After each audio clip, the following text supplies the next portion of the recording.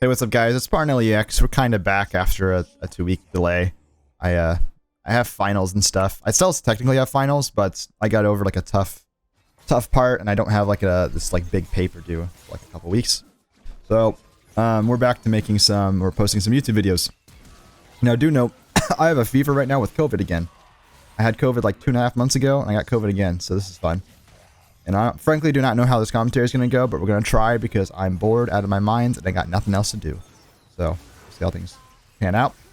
As you can see right here, we're playing Warwick top lane, and we're rolling with lethal tempo, Dorn's Blade start, so we can get this early game cheese. This early game cheese to try to do a level 1 invade is really good if they don't have Ignite or like a very strong early game. Like Mundo and Diana are like kind of strong, but they're not strong enough to deal with Warwick. So, although it did obviously turn into a bit of a fiesta with team members rotating over, and Mundo comes back to lane. I show him who's boss, and this lane already is just looking fantastic for us. Now, we'll notes also with this video, as you can tell, I'm trying out new editing styles to make these videos shorter. So instead of I'm gonna do I have two different methods I'm gonna try here. I'm gonna try doing like like neck slide, like a going from like one moment to the next moment, like I just did a little bit ago. And I'm also gonna try a fast forwarding, and I'm gonna do the fast forwarding when there's context that like you'd probably like to see, because that's one thing about like just jump cutting every single time, is that you won't really like sometimes you just have no idea what the heck's going on. You don't like know what part of the game it's in, and there's just no context.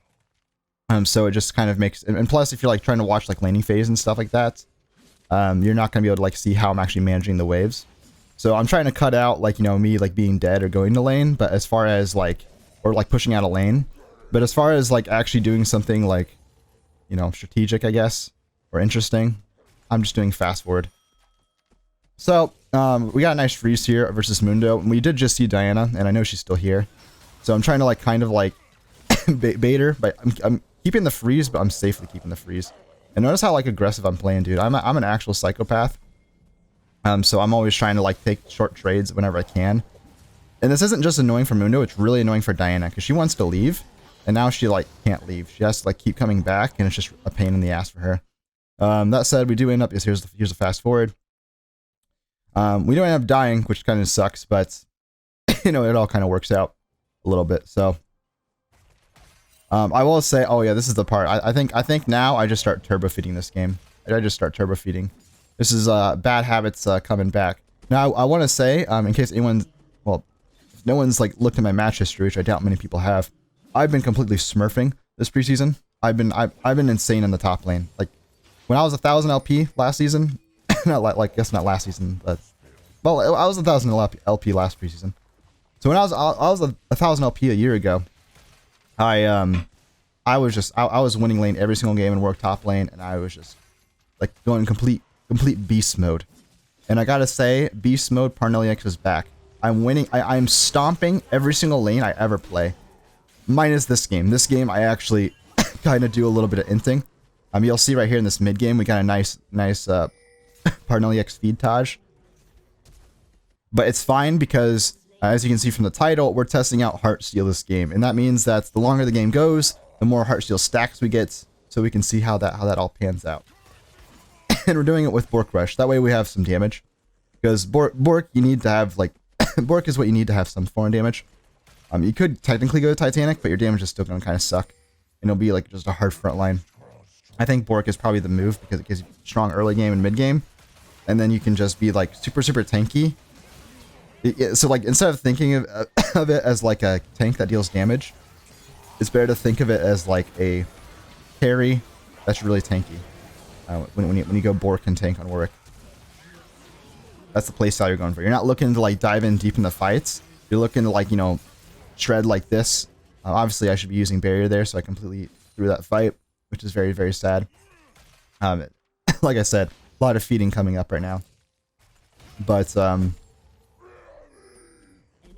but yeah, like you don't want to like, if you're going Bork into a tank items, you don't want to like play like a full tank. You want to play like a bruiser. You want to like, you know, kind of just like hit people in the front, make picks, and not go too deep. But it does just mean that you're like really, really obnoxious to deal with if you're playing correctly and positioning correctly. So you can, the reason why I keep dying here, problem is my lane is in a really bad spot, and I'm not really prepping my like lane very, very well. I mean, we could just see in the map, actually. You saw Diana was just roaming from mid lane up to top.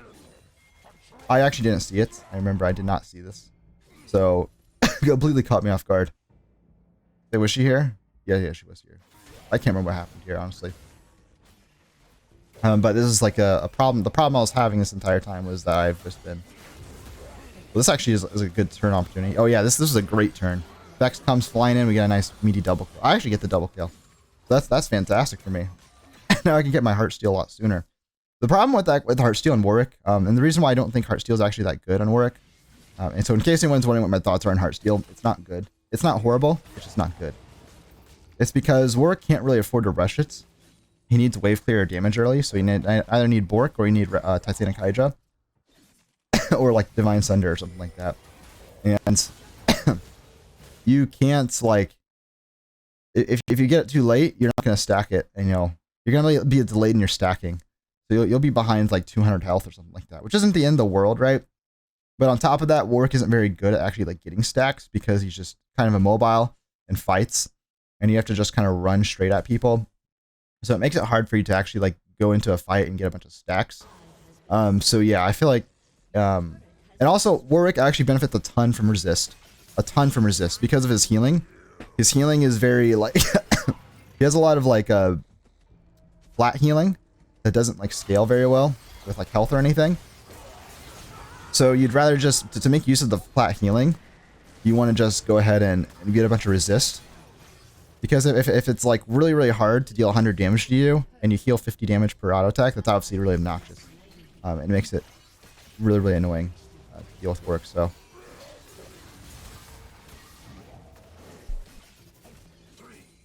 But yeah, that said, yeah, I think Jack shows the way to go.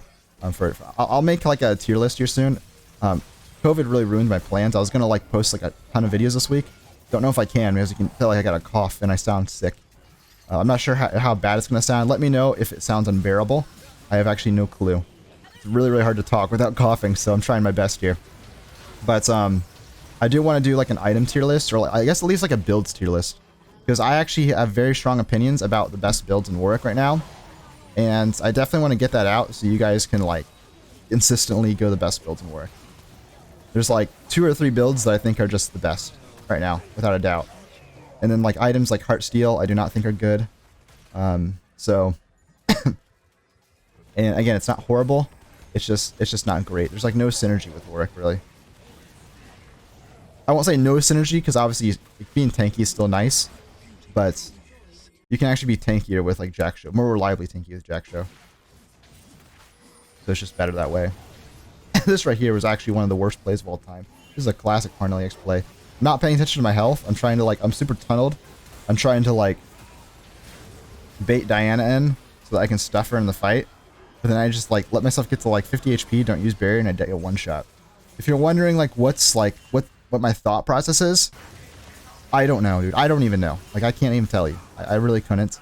So just like accept that I tend to kind of have a little brain lag sometimes. So we make this pick in top lane. Well, Hecker made the double kill in top lane.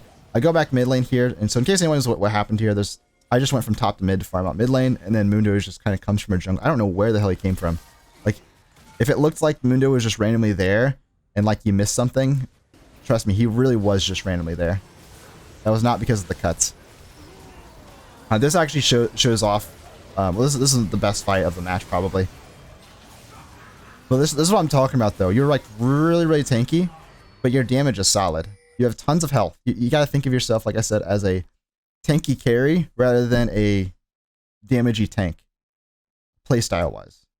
So you know you can just kind of go in and you just want to shred their front line. It doesn't always have to be the front line. You want to hit their squishies if you can, but like this is actually Bork is very, very good against the enemy team because they got like Silas, Diana, and it's really, really easy for me to just hit them. Because I don't have to actually dive. This is not a team where I want to play like a dive build. I don't want to go something like Divine or like a Ravenous Hydra, something like that. I don't want to go like super flat AD and bursty. I would rather just go Bork. And you can see right here, like my damage is insane. And I'm going Wit's End here as well. Would I go Wit's End normally here? I think I went Wit's End here just because they had like double AP. But I think maybe like a Gargoyle Stoneplate would actually be nice here a lot of the times. But I think that this is basically GG. I think I kill the Silas here. Show him who's boss. Show him what's up. But yeah, that's Warwick with Heartsteel. Fun game. Let me know what you think of this new editing style. Peace.